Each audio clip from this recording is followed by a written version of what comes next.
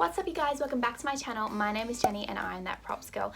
If you guys don't know, I'm getting married, and actually by the time you guys see this video I'll probably already be married, but because of the pandemic I am having to do my own decorations and my own flowers for my wedding. But the good thing is that I'm a props designer, and so I actually have a lot of fake florals and really beautiful fake florals in storage, and I have a lot of other things in stock at home. I'm going to be showing you how I make my own bouquet for my wedding and how I actually do it out of fake flowers. So I'm doing mine and my maid of honor's bouquet. Doing your own wedding bouquet can seem really intimidating, but the truth is that you can actually get some really nice fake flowers, and they're so much cheaper sometimes than getting a bouquet professionally done. At the moment, of course, I don't really have a choice in the matter because florists aren't open, and originally I was planning on going with real flowers, but the way the world is at the moment, there's nothing I can do about it. But I'm going to show you guys how you can make a beautiful arrangement on a budget with just using simple flowers that I happen to have at home. And I understand that not everyone might have this at home because not everyone is a props designer, but there's certainly ways that you can get these sorts of flowers or any fake flowers on a budget. So stick around if you are keen to see that. Be sure to hit the like and subscribe button and the bell next to the subscribe button to stay up to date with all my future uploads. And with all that said and done, let's jump into this video.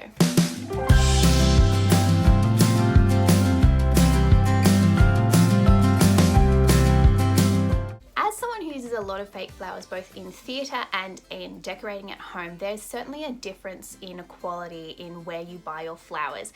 Now, fake flowers have come a long way since where they were like 5 or 10 years ago, which is fantastic. Some of the fake flowers that you can get, which are not that expensive these days, actually look amazing, which is really good. And so these ones, for example, are wildflowers, which I got in Kmart Australia last year, and they look really realistic for wildflowers. I really love them, and they're perfect for what I'm wanting to do with this.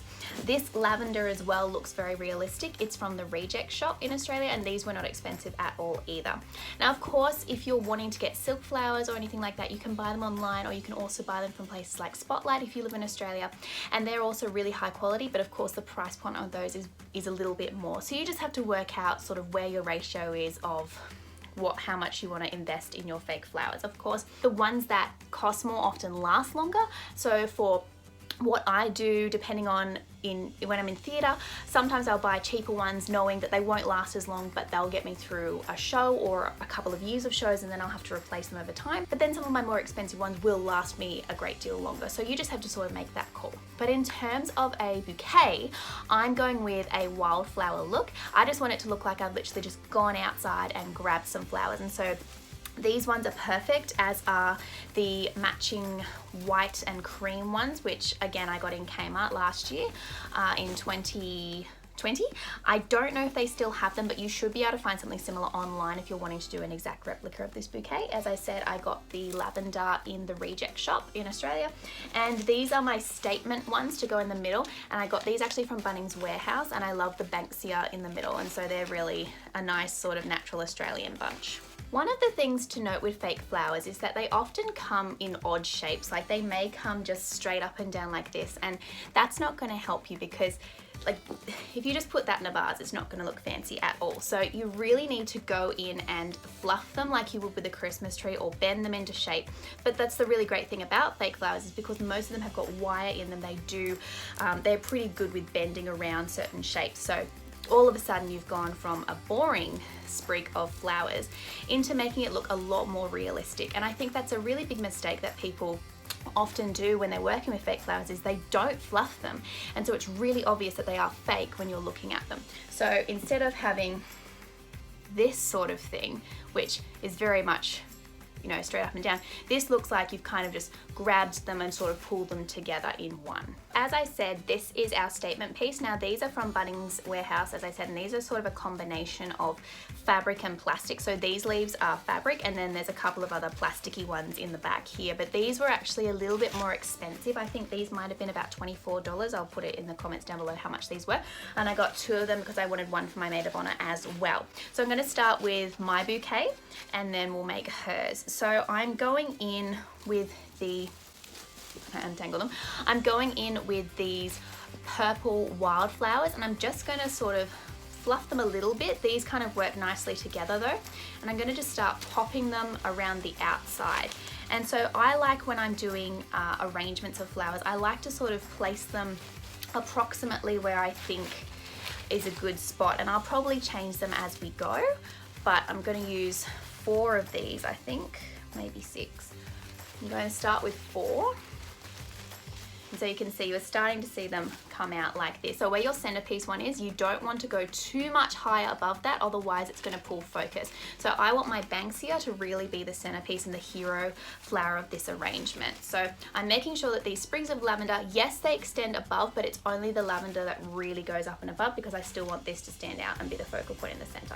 You can see that we're starting to get a little bit of color in there, but it still looks a bit lifeless and boring. The good thing is that these cream colors are sort of similar-ish to the Banksia, not quite, but it brings in that yellow. So when you're picking your colors, make sure that all your flowers do complement each other. So I decided that because I'm using what I have, I actually, of course, incorporated this into my theme. So I thought that like the golden, creamy sort of color would work really well with the purple. And so I'm just incorporating that into my design, which is really helpful in this instance. So I'm just gonna pop in a few more of these. And as I said, I'm gonna rearrange them a little bit. You just wanna sort of settle on your basic sort of concept, and then you can fiddle with it once you've got them all sort of around. Now, of course, it's looking very, very wild. It needs to be tamed, but I just wanted to sort of get the sort of sizing. So I'm now gonna put in some of my fluffed lavender as well to sort of get the general gist in there. Alright, so I've got the size that I want, but it looks like a complete mess, and that's okay because this is not final. So, but what I was doing was mapping out how much I could physically hold and how big I wanted it to kind of be in general. Now this might be quite a large bouquet, but that's kind of like what I want. So I'm actually going to pull this apart now and go and start again. So starting with this again, we're going to go in and I'm going to start with probably the lavender. And what I'm going to do is I'm going to pop it in front like this, but then I'm going to sort of move the branches and things around, and I can weave them into the back of these ones. And I'm just trying to make sure that they overlap a little bit, just so it is not so straight up and down like I said before about the lavender itself. So you can weave it into the branches and get it all sort of in there, so it doesn't look like you've just kind of placed things in. And I'm going to go and do the same thing with all of these other ones.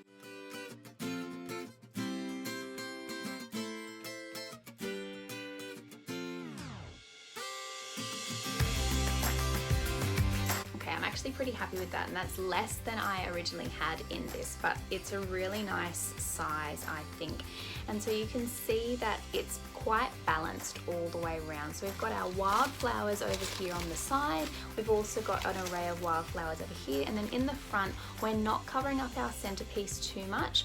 The lavender in terms of its texture is very similar to the Banksia, and so having that in the front doesn't pull, because if you had all these daisies in front you wouldn't see it. So we're making sure that we've got our focal piece being the Banksia with the nice lavender, and then it's kind of surrounded almost like a crown almost around the outside. So that's one bouquet done. Now I'm just going to take an elastic band, and if you've got floral tape you can use floral tape as well. I've actually moved my floral tape to my new house, so I am going in with an elastic band if I can get it over the top. If you guys are enjoying this video, be sure to give it a big thumbs up and drop me a comment down below if you are doing your own decor for your wedding, because I would love to connect with you, as well as hit the subscribe button and bell so that you don't miss a single upload, especially if you're interested in seeing any of the other decor that I do for my wedding. I'm going to go in and do this smaller bouquet, which will probably end up being a very similar size in the end. But so again, we're going to start with our focal piece and build around that.